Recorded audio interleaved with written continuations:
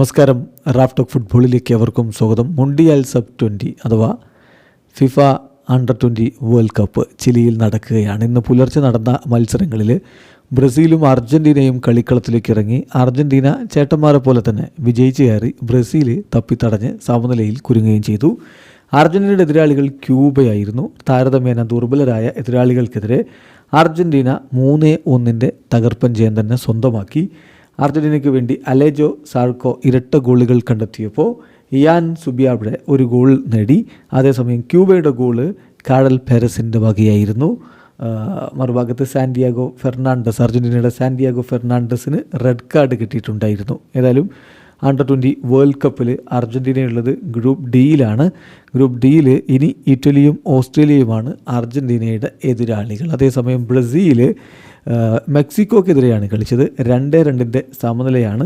ആദ്യം പുറകിൽ പോയതാണ് ബ്രസീൽ, പിന്നീട് ഒടുവിൽ സമനില പിടിക്കുകയായിരുന്നു. കളിയുടെ 10ാമത്തെ മിനിറ്റിൽ തന്നെ അലക്സി ഡൊമിംഗസ് ഫിഗ്യാഡോയിലൂടെ മെക്സിക്കോ ലീഡെടുത്തു. എന്നാൽ 21ാമത്തെ മിനിറ്റിൽ ലുഫേൽ ബർബോസ കുട്ടീഞ്ഞോയിലൂടെ ബ്രസീൽ ആ ഗോൾ മടക്കിയടിച്ചു. ഒടുവിൽ 76ാമത്തെ മിനിറ്റിൽ ലുയിയിലൂടെ ബ്രസീൽ ലീഡെടുത്തിരുന്നെങ്കിലും ഡിയേഗോ ഒച്ചാവോ ബെർഡോയോയിലൂടെ മെക്സിക്കോ പിന്നീട് ആ ഗോൾ മടക്കി 2-2 സമനിലയാക്കിയായിരുന്നു കളി. ഇപ്പം ഗ്രൂപ്പ് സിയിലാണ് ബ്രസീലും മെക്സിക്കോയും ഉള്ളത്. വരും മത്സരങ്ങളിൽ എന്ത് സംഭവിക്കും എന്നുള്ളതാണ് ഇനി എല്ലാവരും ഉറ്റുനോക്കുന്നത്. മൊറോക്കോയും സ്പെയിനുമാണ് ഈ ഗ്രൂപ്പിലെ മറ്റ് ടീമുകൾ. വീഡിയോ അവസാനിക്കുന്നു. ഫുട്ബോൾ ലോകത്തെ കൂടുതൽ വിശേഷങ്ങളുമായി റാഫ് ടോക്സ് വീണ്ടും എത്താം.